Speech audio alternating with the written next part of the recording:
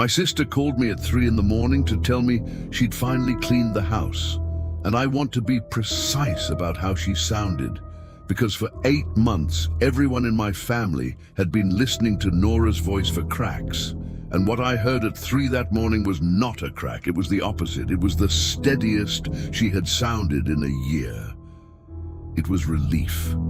She said, "I did it. I cleaned the whole house, and I want you to know I was right. I was right about all of it." And God help me, my first thought, the thought I have to live with, was, she's gotten worse. My name is Danny. The woman on the phone was my older sister, Nora, who was 34 years old that night, who had spent the previous 8 months being slowly and patiently convinced by everyone who loved her, including me, that she was losing her mind. We were wrong. I need to say that at the front before I tell you any of it, because Nora spent 8 months stating one true fact into a room full of people who had decided it was a symptom, and the least I can do now, telling this, is say the true thing first and call it what it was. Somebody had been living in my sister's house, and every single one of us helped them do it. And what happened at the end of it is something I have carried for 2 years now, and I am going to tell it to you, because carrying it alone is the thing that is finally breaking me, and because I have started to understand that a secret is just another kind of intruder, something that gets in and moves things around and never quite leaves. It started the way these things start, with things being moved. Nora rented a small house at the end of a quiet street, a 1940s 2-bedroom she'd been in for 6 years, that she loved, that she'd filled with the specific order of a person who lives alone and likes it. Nora was organized in a way that the rest of our family found mildly exhausting. Her spice rack was alphabetized. She knew where everything in her house was, always, because she put it there, and nothing else in the house had hands. So when things started being in the wrong places, she noticed immediately, the way only a person like Nora could. A coffee mug she kept on the second shelf, on the first.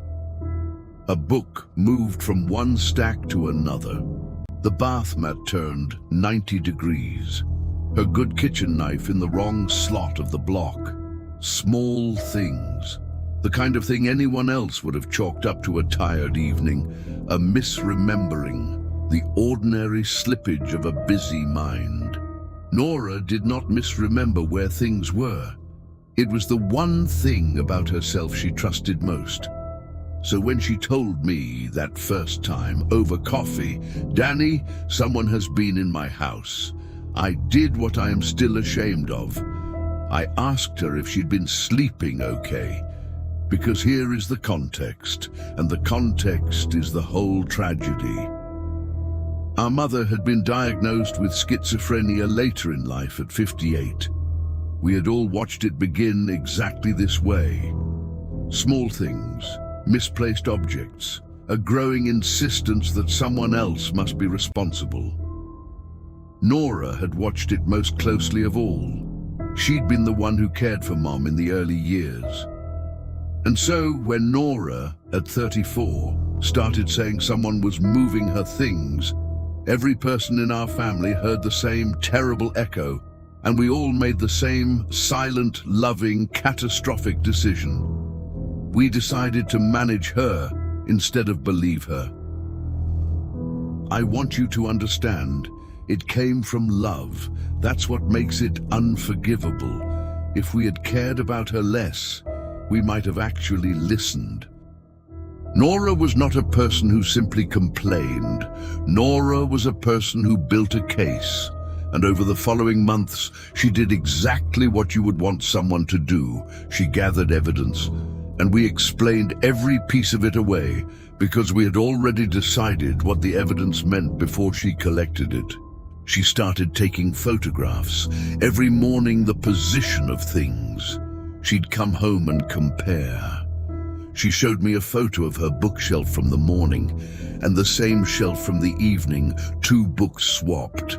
And I looked at it and felt my heart break, because all I could see was my sister photographing her own bookshelf twice a day, and all she could see was proof. We were looking at the same image and seeing 2 different illnesses. Only one of them was real. She changed the locks. The moving continued. To us, this was the worst sign yet. She changed the locks, and it hadn't stopped, which to our managed her minds meant the call was coming from inside her, because who could get through new locks? We didn't ask the question. Nora was screaming. We heard, "It didn't stop after I changed the locks," as a symptom. She meant it as a clue. It meant whoever it was already had a way in that a lock didn't touch. She bought a cheap indoor camera. This is the part that haunts me most. She set it up in the living room, and for 2 weeks she reviewed the footage every morning, and twice she brought me clips. And on both clips, in the dead middle of the night, the footage glitched, dropped. A few seconds of static, and then a resumed frame where the timestamp had jumped 11 minutes. And in those 11 minutes, a throw blanket had moved from the couch to the chair. I told her cheap cameras drop frames. I told her 11 minutes was probably a Wi-Fi outage. I had an explanation for everything, because I'd been issued my explanations in advance by grief. And Nora sat there with footage of someone disabling her camera for 11 minutes, and I told her about Wi-Fi. The doctors were kind. That's its own horror, how kind everyone was. Nora, exhausted, frightened, starting to doubt the one thing she'd always trusted, agreed to see someone because we asked her to, because she loved us and we were all so clearly worried. The doctor was thorough and gentle and prescribed a low-dose medication to help with what everyone around the table had gently agreed to call her anxiety. Nora started taking it. She told me later that she'd started it hoping it would prove us right, that if the someone in the house feeling went away on medication, she'd accept she'd been sick and she'd be relieved. It didn't go away. It got worse. She got foggier, more tired, harder to follow, more frightened. And we all nodded because that's what we expected a worsening to look like.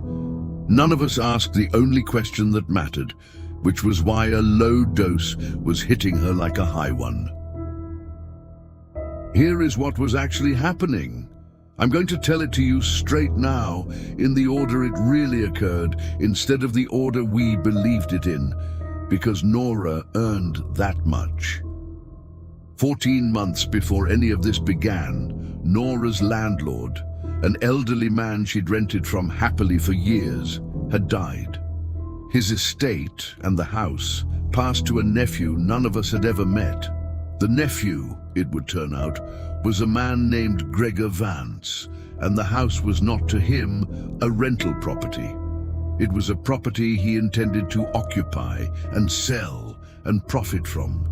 And there was a tenant in the way with 6 years of established residency and strong tenant protections in our state, which made simply evicting her slow and expensive and uncertain. So Vance chose a different method. He'd inherited, along with the house, the old man's keys, including a key to a basement utility door that did not appear on Nora's lease, that Nora had never used, that opened onto a crawl space-style understair void connected to the basement. Nora's new locks, the ones she'd been so proud of, secured the doors she knew about. They did nothing about the door she didn't.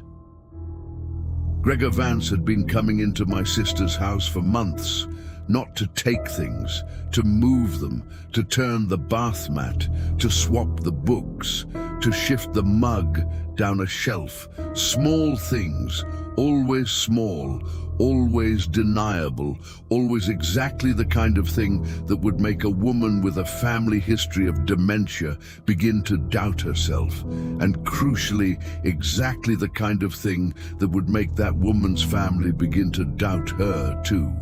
He wasn't trying to scare Nora out. He was trying to get her diagnosed out. He was building a case in the opposite direction from hers. A case that the tenant was no longer competent to hold the lease, that she needed care, that the kindest thing would be for her family to move her somewhere safe. And the medication, the low dose that hit like a high one. Vance had been in the house. He knew her routine down to the filter pitcher she kept in the fridge, the one she drank from all day. The doctors had prescribed a small amount.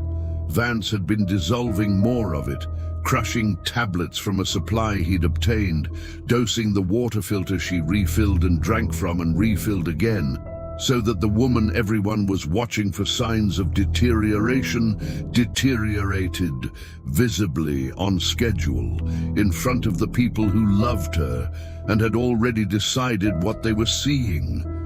He doubled her. He sat in the understair dark and listened to her move through the house above him, and he doubled the medication of a sane woman to make her look like she was disappearing, and it worked. Because we helped. Every gentle conversation we had with Nora, every time we said, maybe you should rest, every photograph of a bookshelf we met with heartbreak instead of belief. We were doing Gregor Vance's work for him, for free, because we loved her and he had correctly bet that our love would be easier to weaponize than a lock. Nora figured it out before any of us. Of course she did. She was the only one in the entire situation who had never once been wrong about the central fact. What broke it open was the filter. Foggy as she was, slowed as she was, Nora kept doing the one thing that defined her. She paid attention to where things were.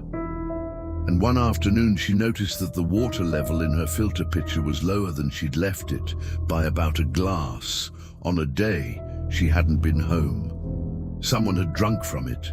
Someone in the house had been thirsty. And Nora, who trusted that observation the way she trusted gravity, stopped drinking the filter water that day. Just stopped. Bought bottled water and told no one, because by then she had learned that telling us things only made the walls closer. Within a week, the fog began to lift. Within 2, she was herself again, sharp, organized, certain. And now she was a sharp, organized, certain person who knew beyond any doubt that she had been right from the very first moved mug. About every single thing, for 8 months. She did not call us. I understand why. We had taught her with 8 months of loving patience that we were not safe to tell. So she did what Nora always did. She made a plan, and she prepared, and she waited. She found the basement utility door, the one that wasn't on her lease. She found that it was unlocked from the other side, and rather than confront it, rather than call anyone who had already proven they would not believe her, she did something colder and more like her than any of us understood she was capable of. She said nothing, changed nothing, and set herself to be awake and ready the next time the level in the filter dropped. She wanted to see him. She needed, after 8 months of being told she was imagining him, to lay eyes on the proof with her own clear eyes. I'm not going to narrate the middle of that night the way Nora narrated it to me, because some of what she told me in her kitchen at 3 in the morning is hers, and because the part that matters is not the choreography of it. The part that matters is the shape. The shape is this. Gregor Vance came up through the basement door a little after 1 in the morning into the dark kitchen of a woman he believed he had reduced to a fog. And the woman was not in a fog. And the woman was not asleep, and the woman had spent her whole life knowing exactly where everything in that house was, including that night, the heavy things and the dark corners and the angles a person could not see coming. He had a pharmacy bottle in his jacket. They found it on him after. He had come that night to refill the filter, and Nora, who had been disbelieved by every person who loved her, who had been poisoned in her own kitchen for 8 months, who had finally proven the unprovable thing only to realize there was no one left she trusted to prove it to. Nora met him in the dark, and when it was over, Gregor Vance was on her kitchen floor, and he was not getting up, and my sister was standing over him in the sudden, enormous silence of a house that was, for the first time in 8 months, truly empty except for her. She told me she stood there for a long time. She told me the first thing she felt was not horror and not fear. She told me the first thing she felt was that the house was quiet in a way it had not been quiet in a year, and that she understood, standing there, that she had finally cleaned it. Here is the part I have never told anyone, and the part that makes me, I think, as complicit as the rest of my family ever was, only in the opposite direction and far worse. By the time Nora called me, 3 in the morning, that steady, calm voice, she had already done most of it. This is the thing I need you to understand about my sister, because it is the thing I understand about her now that I did not understand for 34 years. Nora did not call me in a panic from beside a body. Nora called me after she had thought it through with the same methodical clarity she brought to everything and made her decisions, and begun with the same care she gave her alphabetized spice rack to put the night in order. When I arrived, she met me at the door, calm and clear-eyed, and the kitchen floor was already clean. She did not need my help to do it. That is what undid me standing in that doorway. She had not called me because she needed hands. She had called me because, after 8 months of every person she loved looking at the truth and refusing to see it, she needed exactly one human being to look at what had happened and see it correctly, to stand in her kitchen and know what she had done and why, and not call it a symptom, and not call it madness, and not manage her. She needed a witness. She had been denied one for 8 months, and she was not willing to be denied one for this. She walked me through it. She showed me the basement door, and the understair void, and the bedroll, and the lantern, and the second pharmacy bottle. She showed me 8 months of her life rendered finally as undeniable physical fact. And then she told me plainly in order what she had done when he came up the stairs, and she watched my face the whole time. Not pleading, just watching, the way you watch to see whether a person is finally going to believe you. She told me how carefully she had prepared for it. The meticulous planning was exactly what I had come to expect from her. Sheets of plastic had been laid across the entire path from the basement door to the kitchen, covering every inch of floor like a sterile corridor leading to something terrible. She stood ready with a heavy plastic bag clenched in one hand and a kitchen knife gripped tightly in the other. Had I arrived a few hours earlier, the scene would have looked like something torn straight from a crime drama, cold, calculated, and waiting for blood. She said she waited in silence behind the basement door for nearly an hour. Every passing minute stretched her nerves tighter. Then at last, she heard it. The slow, deliberate creak of footsteps climbing the stairs. The old wooden steps groaned beneath an unseen weight. A moment later, the doorknob turned. The door began to open. She was ready. In a single practice motion, she lunged forward. The plastic bag came down over his head before he could react. There was a sudden burst of confusion, a desperate struggle, and then the knife flashed through the darkness. She couldn't remember how many times she drove the blade into him. The details had blurred together. All she remembered was the noise, the muffled screams, the frantic thrashing, the wet sound of steel meeting flesh. And then, nothing. The struggle stopped. The sounds faded. The room fell silent. There was only peace. And God help me, I believed her. Standing in that clean kitchen at 3:30 in the morning, 8 months too late, the thing in me that had been clenched since our mother's diagnosis finally let go. And I believed every word, and I understood with total clarity 2 things at once. The first was that my sister had been telling the truth the entire time. The second was that there was a man dead in her house, and the floor was already clean, and she was looking at me with the calmest eyes I had ever seen, and that whatever I said in the next 60 seconds was going to decide the rest of both of our lives. We talked about calling the police. I want that on the record for whatever it is worth, which is nothing. We talked about it.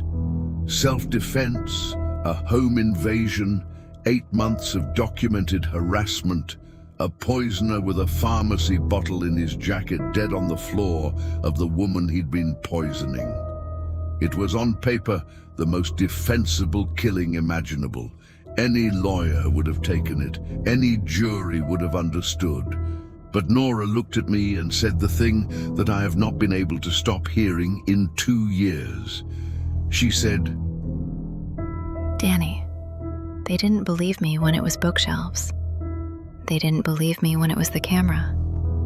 They didn't believe me when I was being poisoned in my own kitchen, and you all watched me disappear and called it anxiety. And now you want me to bet my freedom on the idea that strangers with badges will believe me about the part where I killed a man, when my own family wouldn't believe me about a coffee mug?" And I did not have any words, because she was right. She was right the way she had been right about all of it, from the very first moved object. And I had spent 8 months learning in the most expensive possible way exactly how it went when Nora was right, and nobody believed her. I could not promise her the system would do what her own family had failed to do. I could not stand in that kitchen and swear to her that this time the truth would be enough. We had already proven, all of us together, that the truth was never enough where Nora was concerned. So I helped her finish. I'm not going to tell you how. I'm only going to tell you that I crossed the kitchen and I picked up a cloth, started cleaning, and I became the second person in my family to look directly at the truth of my sister, and the first one ever to do something about it. We finished it together before the sun came up. We told no one. There was a story later about a man who simply stopped coming around. There is always a story. People leave. Nobody looks very hard for a man like Gregor Vance. The house stayed quiet. The case that never opened, never closed.